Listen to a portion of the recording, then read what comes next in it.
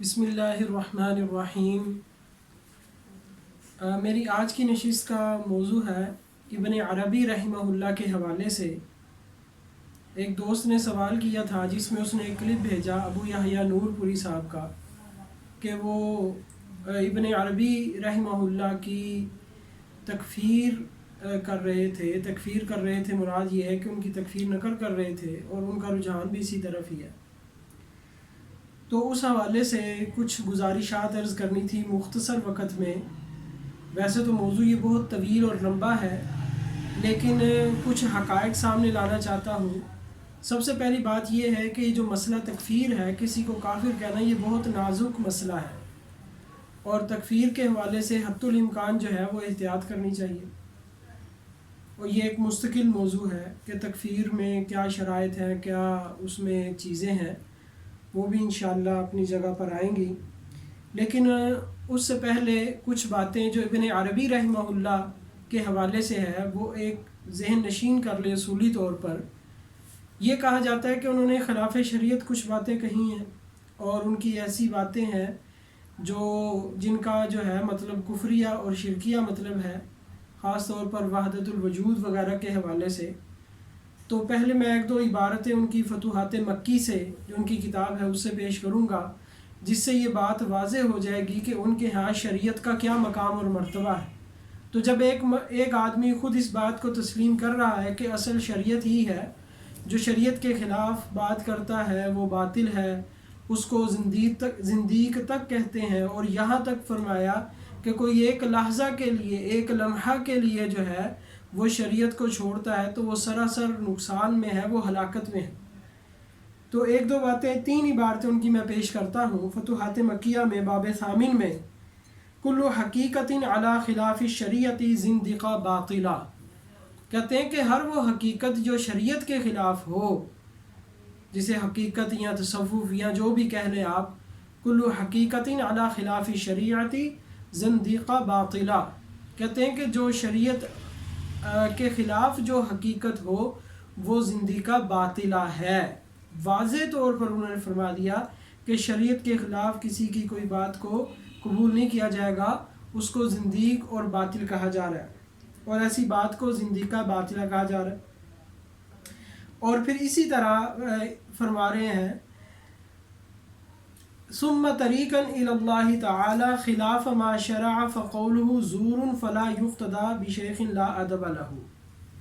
فرما رہے ہیں کہ جو شخص کہے کہ اس مقام میں کوئی رستہ ہے اللہ تعالیٰ تک پہنچنے کا شریعت کے خلاف، کہ کوئی بندہ شریعت کے خلاف چلے، نبی اکرم صلی اللہ علیہ وسلم کی سنت کے خلاف چلے، اور پھر وہ اللہ تک پہنچ جاتا ہے، تو یہ اس کا قول جو ہے یہ صریح جھوٹ ہے۔ اور جو آدمی ایسا دعویٰ کر رہا ہے، جو پیر ایسا دعویٰ کر رہا ہے، وہ شیخ، وہ پیر نہایت ہی بے ادب ہے، اور ایسے آدمی کی ہرگز اقتداء نہیں کی جائے گی۔ اب اندازہ فرمائیں کہ ایک تو وہ اس کو ایسی بات کو زندقہ باطلہ کہہ رہے ہیں، اور جو اس بات کا قائل ہے فرما رہے کہ یہ انتہائی بے ادب اور زندیق اور باطل ہے۔ ان کی بات کا خلاصہ یہ ہے، اور ایسے آدمی کی ہرگز اقتداء نہیں کی جائے گی۔ ایسے آدمی کا ایک قول جو ہے وہ زور ہے، یہ جھوٹ پر مبنی ہے۔ پھر تیسری عبارت جو ہے وہ بھی فتوحات مکیہ میں شیخ ابن عربی رحمہ اللہ فرماتے ہیں کل من رما میزان شریعت من یدہ لحظۃ ہلاکا، کہ ہر وہ آدمی جو ایک لحظہ کے لیے اپنے ہاتھ سے شریعت کو چھوڑ دے تو وہ ہلاکت میں چلا جائے گا۔ اسی طرح کی بہت ساری عبارات ہیں ان کی تصنیفات میں جو شریعت کے حوالے سے یا اتباع رسول اللہ صلی اللہ علیہ وسلم کے حوالے سے ہیں۔ تو جب ان کی ایسی عبارات موجود ہیں تو لا محالہ یہ پھر بات اصولی طور پر یہ بات ذہن میں آتی ہے، اور اصولی طور پر اس بات کو ماننا چاہیے کہ جو باتیں بظاہر ان کی خلاف شریعت نظر آ رہی ہیں اس کی لا محالہ تعویل کی جائے گی، اور اس کا جو ہے وہ صحیح مطلب بیان کیا جائے گا۔ یہ میں صرف اپنی بات نہیں کہہ رہا، یہ بات اکابر علماء اہل حدیث نے اپنی کتابوں میں لکھی ہے، کیونکہ ابو یحییٰ نور پوری صاحب مسلک اہل حدیث سے ان کا تعلق ہے، تو اس لیے میں نے یہ مناسب سمجھا کہ اکابر علماء اہل الحدیث کے کچھ حوالہ جات پیش کر دیے جائیں تاکہ عوام کو پتہ چل جائے کہ ابن عربی رحمہ اللہ کے حوالے سے علماء اہل الحدیث جو متقدمین ہیں، جو اکابر علماء اہل حدیث ہیں، ان کا موقف کیا تھا، اور وہ اس مسئلے پر نہایت ہی اعتدال پر تھے۔ انہوں نے اس کو خلاف احتیاط لکھا ہے، اور ان کا اپنا مسلک بھی یہی ہے کہ ان کو وہ اہل اللہ میں شمار کرتے ہیں، صالحین میں ان کو شمار کرتے ہیں۔ تو یہ جن مسلک پر چل رہے ہیں ان کے اکابر علماء جو ہیں وہ تو ابن عربی رحمہ اللہ کے حوالے سے کس قدر محتاط ہیں۔ ابھی زیادہ میں نے حوالہ جات پیش نہیں کرنے۔ یہ کتاب ہے التاج المکلل۔ التاج المکلل یہ ان کی مشہور کتاب ہے، انشاءاللہ اس کا حوالہ بھی ہم لگا دیں گے اسکرین پر۔ التاج المکلل میں نواب صدیق حسن خان صاحب نے اس میں علماء کا، محدثین وغیرہ کا ترجمہ کیا ہے، ان کے احوال کو بیان کیا ہے۔ تو اس میں انہوں نے ابن عربی رحمہ اللہ کے حالات بھی ذکر کیے ہیں۔ اس کا صفحہ نمبر 170 سے ابن عربی رحمہ اللہ کے حوالے سے ان کا تذکرہ شروع ہوتا ہے۔ سارا نیوز میں چیدہ باتیں میں آپ کو، آپ کی نظر کرتا ہوں، آپ کی سماعتوں کی نظر کرتا ہوں۔ وہ فرما رہے ہیں اما المحققون فقد اجمعوا علی جلالتہ فی سائر العلوم۔ کہہ رہے کہ محققین کا مذہب یہ ہے، اور محققین اس بات پر متفق ہیں، اجمعوا، محققین کا اجماع اس بات پر ہے، علی جلالتہ فی سائر العلوم، کہ تمام علوم میں ابن عربی رحمہ اللہ تعالی یہ بہت بڑے عالم تھے، ان کی بڑی شان تھی، بڑا جلال تھا ابن عربی رحمہ اللہ کا، اور اس بات پر محققین کا اجماع ہے۔ اور پھر آگے لکھتے ہیں کہ ان کے جو ہے وہ وَأَنْكَرُوا عَلَى مَنْ يُطَالِعُ كَلَامَهُ مِنْ غَيْرِ سُلُوكِ طَرِيقَةِ الرِّيَاضَةِ خَوْفًا مِنْ حُصُولِ شُبْهَةٍ فِي مُعْتَقِدِهِ وَكَرَامَاتِهِ۔ اور پھر انہوں نے اس بات کو کہا کہ جو ان کا، جنہوں نے انکار کیا ہے، انکار کرنے کی وجہ یہ ہے کہ وہ اس لائن کے بندے نہیں ہیں، اس طرف انہوں نے کلام کیا۔ اور پھر آگے کہہ رہے ہیں مناقبہ کثیرہ لا تحصیٰ، ابن عربی رحمہ اللہ کے اتنے مناقب ہیں، اتنے مناقب ہیں کہ ان کو شمار ہی نہیں کیا جا سکتا۔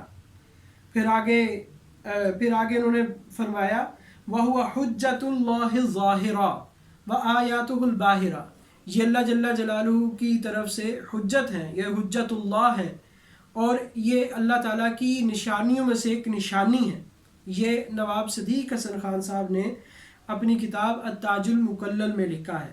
دیکھیں اتنے بڑے القابات ابن عربی رحمہ اللہ کو یہ دے رہے ہیں، اور ان کے بارے میں اپنا خیال، اپنی جو ہے وہ بات عرض کر رہے ہیں۔ پھر اس کے بعد جو ہے وہ انہوں نے لکھا آگے صفحہ 173 پر، وہ کہتے ہیں کہ ابن عربی رحمہ اللہ پر بہت سارے علماء نے جو ہے وہ ان کی مدح ثنا کی ہے اور ان کے فضائل بیان کیے ہیں۔ ان میں سے قاضی القضات مجد الدین الفیروز آبادی جو صاحب القاموس ہے، بلکہ وہ فرماتے ہیں قد الف کتابہ المسمى بالاغتباط، بلکہ انہوں نے ابن عربی رحمہ اللہ پر ایک کتاب لکھی ہے جس کا نام ہے الاغتباط۔ ابن عربی رحمہ اللہ پر انہوں نے ایک کتاب لکھی۔ پھر آگے کیا فرما رہے ہیں، وہ عبارت میں آخر میں جو انہوں نے فرمایا، وہ فرما رہے ہیں کان دعواتہ تخترق السبع الطباق وتفترق برکاتہ فتملأ الآفاق، کہ ان کی اتنی برکات ہیں جنہوں نے زمین اور آسمان کے خلا کو بھی بھر دیا ہے۔ وَإِنِّي أَصِفُهُ وَهُوَ يَقِينًا فَوْقَ مَا وَصَفْتُهُ، اور جتنی میں نے ان کی تعریفیں بیان کی ہیں وہ ان تعریفوں سے بھی بہت بڑھ کر ہیں۔ وَنَاطِقٌ بِمَا كَتَبْتُهُ وَغَالِبُ ظَنِّي أَنِّي مَا أَنصَفْتُهُ، اور آگے فرما رہے ہیں میرا ظن غالب یہ ہے کہ میں نے ان کے ساتھ انصاف نہیں کیا، یعنی انہوں نے جو ان کی تعریفیں بیان کی ہے صاحب القاموس نے، اور پھر آگے وہ فرما رہے ہیں کہ میں نے ابھی ان کے ساتھ انصاف والا معاملہ نہیں کیا، یعنی جتنی ان کی شان تھی میں وہ شان کو بیان نہیں کر سکا۔ اور پھر اسی طرح آگے اور بھی علماء کا انہوں نے تذکرہ کیا ہے۔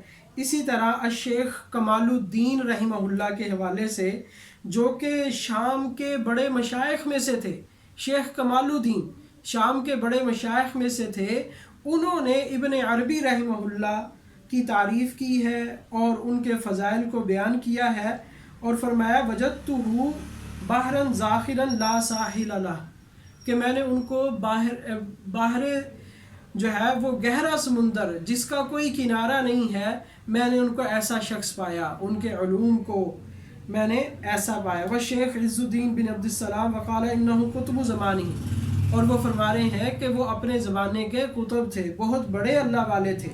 اور اسی طرح شیخ الصلاح رحمہ اللہ نے ان کا جو ہے وہ ترجمہ کیا اور ان کے فضائل اور مناقب بیان کیے۔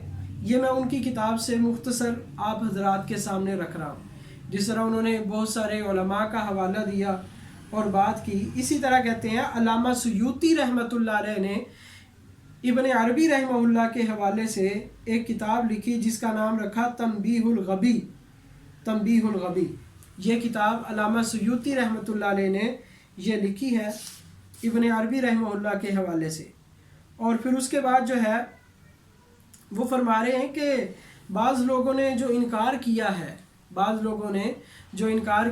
ابن عربی کا، اور اسی طرح ابن عربی کے علاوہ اور علماء کا رد کیا ہے، حالانکہ ان کے لیے جو ابن عربی رحمہ اللہ کی عبارات تھیں ان کے لیے صحیح تعویل موجود ہے، اس کا محل موجود ہے۔ اس میں انہوں نے یہاں اصولی طور پر 3 باتیں ذکر کی ہیں، آپ ان کو ذہن نشین کر لیں۔ نمبر 1، انہ لم تصح نسبتہ الیہم۔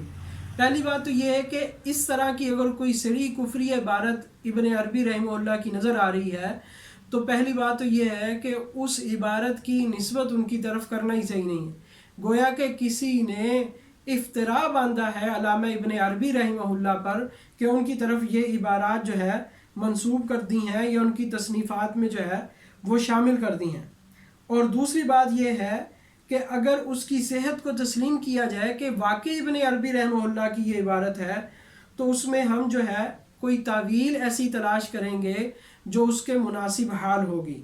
فَإِن لَمْ يُوجَدْ لَهُ تَعْوِيلٌ فِي الظَّاهِرِ، اگر اس کی ظاہری تعویل کوئی نہیں مل رہی۔ یہ نواب صدیق حسن خان صاحب جو علماء اہل حدیث میں جن کا بڑا پایا ہے اور جن کا بڑا مقام اور مرتبہ ہے، وہ فرما رہے ہیں کہ اگر ظاہر میں ان کی کوئی تعویل نہیں مل رہی کسی کو اپنے ناقص علم کی وجہ سے، تو فَلَهُ تَعْوِيلٌ فِي الْبَاطِنِ لَمْ نَعْلَمْهُ، تو ان کے لیے کوئی باطل تعویل ایسی ہوگی جو ہم نہیں جانتے۔ وَإِنَّمَا يَعْرِفُهُ الْعَارِفُونَ، اور ان تعویلوں کو جو ہے وہ عارف ہی جانتے ہیں، وہ معرفت والے لوگ جانتے ہیں۔ اور تیسری بات انہوں نے اصولی بات یہ کی ان یکون صدور ذلک منہم فی حال السکر والغیبۃ، کہ یہ جو کلام ہے جو بظاہر خلاف شریعت معلوم ہو رہا ہے یہ حالت سکر میں ان سے ادا ہوا، اور جو ایسا کلام حالت سکر میں ادا کیا جائے تو وہ جو ہے وہ قابل مواخذہ نہیں ہوتا، وہ کلام جو ہے مکلف نہیں ہوتا، تو اس لیے جو ہے اس پر ہمیں مواخذہ نہیں کرنا چاہیے۔ پھر آگے کہتے ہیں وقال المقری کا حوالہ نقل کر وقال له من المحاسن ما لا يستوفى وبالجملہ فهو حجت اللہ ظاہرہ، وہ فرماتے ہیں کہ یہ اللہ تعالیٰ کی حجت ہے۔ اور پھر انہوں نے اس کا رد کیا کہ جو ان کا رد کرتے ہیں منکرین ہیں جو ابن عربی رحمہ اللہ کے حوالے سے ان کے پاس جو ہے ان کے حق میں جو باتیں وغیرہ کی ہیں مثل غصاء وہباء لا یوبع بہ، وہ مثل ایسے ہیں جیسے روئی کے گالے ہیں جن کی کوئی اہمیت نہیں ہے، جو قابل توجہ ہی نہیں ہے، کہ اتنا بڑا آدمی ہے ابن عربی رحمہ اللہ کہ اگر کسی نے اس کو کچھ کہا بھی ہے وہ قابل التفات نہیں ہے، ایسی باتوں کی طرف توجہ اور دھیان نہیں کرنا چاہیے۔ اور پھر اسی طرح اور بھی انہوں نے آگے بہت ساری چیزیں نقل کی، اور ایک اور جو اہم چیز میں یہاں پیش کرنا چاہ رہا ہوں وہ انشاءاللہ فتاوی ثنائیہ میں بھی انشاءاللہ میں اس سے بھی نقل کروں گا۔ تو انہوں نے بھی نواب صدیق حسن خان صاحب کیا کہہ رہے ہیں اس کو ذرا غور سے سنیے گا۔ وَمِن ثَمَّ رَأَيْتُ شَيْخَنَا الْإِمَامَ الْعَلَامَةَ الشَّوْكَانِي فِي الْفَتْحِ الرَّبَّانِي، کہہ رہے میں نے اپنے شیخ علامہ شوکانی کو دیکھا مالا الی ذالکا کہ وہ اس طرف مائل ہے، وقال علی کلامہ محامل، اور انہوں نے کہا کہ جو شیخ ابن عربی رحمہ اللہ پر جن عبارات کی وجہ سے تکفیر کا فتویٰ لگایا، تکفیر کی جاتی ہے، ان عبارات کے محمل موجود ہیں، محامل موجود ہیں، ان کی صحیح تعویلیں موجود ہیں، ٹھیک ہے۔ وَرَجَعَ عَمَّا كَتَبَهُ فِي أَوَّلِ عُمَرِهِ بَعْدَ 40 سنہ، اور کہتے ہیں کہ علامہ شوکانی نے 40 سال کے بعد اپنی ان باتوں سے رجوع کر لیا۔ پہلے وہ ان کی تکفیر کرتے تھے ابن عربی رحمہ اللہ کی، پھر 40 سال کے بعد ان پر یہ بات ظاہر ہوئی کہ میں نے جو ان کی تکفیر کی ہے ابن عربی رحمہ اللہ کی، وہ غلط تھا اور ان کے کلام کا صحیح محمل موجود تھا، اس لیے علامہ شوکانی نے اپنی اس بات سے رجوع کر لیا۔ کتنے سال؟ 40 سال بعد رجوع کیا۔ تو ہم ان سے گزارش یہ کریں گے ابو یحییٰ نور پوری صاحب سے، اور اسی طرح جو حضرات دیگر حضرات ہیں جو ابن عربی رحمہ اللہ کے حوالے سے تکفیر کرتے ہیں، تو ان سے بھی ہم گزارش کریں گے کہ آپ 40 سال کا انتظار نہ کریں، آپ ابھی سے ہی رجوع کر لیں، اور خام خواہ کسی کی تکفیر کرنے کا کوئی فائدہ بھی نہیں ہے۔ اب یہ دیکھیں فتاویٰ ثنائیہ، یہ فتاویٰ ثنائیہ میرے ہاتھ میں موجود ہے، اور اس میں اور فتاویٰ ثنائیہ کون ہے؟ شیخ الاسلام، ان کو شیخ الاسلام کہا جاتا ہے۔ یہ اہل مسلک اہل حدیث کے بہت بڑے عالم شمار ہوتے ہیں جن کو شیخ الاسلام کا لقب ملا ہے۔ شیخ الاسلام علامہ ثناء اللہ امرتسری صاحب کیا لکھتے ہیں فتاویٰ ثنائیہ میں؟ شیخ ابن عربی کی بابت سوال، ابن عربی رحمہ اللہ کے حوالے سے سوال کیا گیا، سوال لمبا ہے، اور پھر اس کا جواب آپ سن لیں۔ جواب میں کیا کہتے ہیں؟ مسئلہ تکفیر شیخ ابن عربی بہت نازک ہے۔ مولانا نواب صاحب بھوپال مرحوم تکثار میں علامہ شوکانی سے نقل کرتے ہیں کہ میں نے 40 سال تک شیخ کی تکفیر کی، ابن عربی رحمہ اللہ کی تکفیر کی، آخر میری رائے غلط معلوم ہوئی تو میں نے رجوع کیا۔ نواب صاحب مرحوم شیخ ممدوح کو عزت کی نگاہ سے دیکھتے تھے، ابن عربی رحمہ اللہ کو، اور اسی طرح اور مولانا نذیر حسین المعروف حضرت میاں صاحب دہلوی رحمہ اللہ شیخ ممدوح کو شیخ اکبر لکھتے ہیں۔ کون میاں نذیر حسین دہلوی صاحب؟ ان کو کہتے ہیں شیخ الکل فی الکل، یعنی علماء اہل حدیث، جتنے علماء اہل حدیث ہیں سارے کا سارا، سب کے سب کی جو علمی نسبت ہے وہ ان کی طرف لوٹتی ہے۔ ان کے اساتذہ میں تمام علماء اہل حدیث کے جو استاد ہیں وہ میاں نذیر حسین دہلوی ہیں، اسی لیے ان کو کہا جاتا ہے شیخ الفی الکل، یعنی کل کے استاد ہیں۔ تو شیخ الکل فی الکل ابن عربی رحمہ اللہ کو شیخ اکبر لکھتے ہیں اور ان کی تعظیم کرتے ہیں۔ پھر آگے جو ہے، آگے بھی انہوں نے جو ہے وہ اس پر گفتگو کی ہے تھوڑی سی، اس کو میں یعنی ابھی نہیں پڑھتا، انشاءاللہ ضرورت پڑے گی تو اس کو بھی میں پڑھ دوں گا انشاءاللہ۔ اور پھر اس کے بعد جو ہے ایک اور حوالہ میں پڑھنا چاہتا ہوں، فتاویٰ علماء حدیث، فتاویٰ علماء حدیث، ترتیب دی ہے ابو الحسنات علی محمد سعیدی صاحب نے۔ اس میں ایک بہت سوال ہے اور اس کے جواب میں انہوں نے کچھ صفحات لکھے ہیں۔ وہ سوال توحید کے حوالے سے تھا، انہوں نے توحید کی قسمیں بیان کی، اور پھر آگے لکھتے ہیں یعنی توحید حالی وحدت الشہود اور توحید الہی وحدت الوجود، یہ اصطلاحات زیادہ تر متاخرین صوفیہ، ابن عربی وغیرہ کی کتب میں پائی جاتی ہیں، متقدمین کی کتب میں نہیں۔ ہاں مراد ان کی صحیح ہے، یعنی جس وجہ سے ابن عربی رحمہ اللہ کی تکفیر کی جا رہی ہے، تو یہ فتاویٰ علماء حدیث میں لکھا ہے کہ وہ وجہ تکفیر درست نہیں، کیونکہ ان کی مراد صحیح ہے، وحدت الوجود اور وحدت الشہود کی جو مراد ہے وہ صحیح ہے۔ اور پھر آگے کیا لکھتے ہیں؟ نوٹ: ابن عربی، رومی اور جامی وغیرہ کے کلمات اس توحید میں مشتبہ ہیں، اس لیے بعض لوگ ان کے حق میں اچھا اعتقاد رکھتے ہیں، بعض برا۔ ابن تیمیہ وغیرہ ابن عربی سے بہت بدظن ہیں، اسی طرح رومی اور جامی کو کئی علماء برا کہتے ہیں، مگر میرا خیال ہے کہ جب ان کا کلام محتمل ہے، جیسے جامی کا کلام اوپر نقل ہو چکا، اور وہ در حقیقت ابن عربی کا ہے، کیونکہ ابن عربی کی کتاب عوارف المعارف سے ماخوذ ہے، تو پھر ان کے حق میں سوء ظنی ٹھیک نہیں ہے۔ تو یہ فتاوی علماء حدیث میں بھی اس کو نقل کیا گیا۔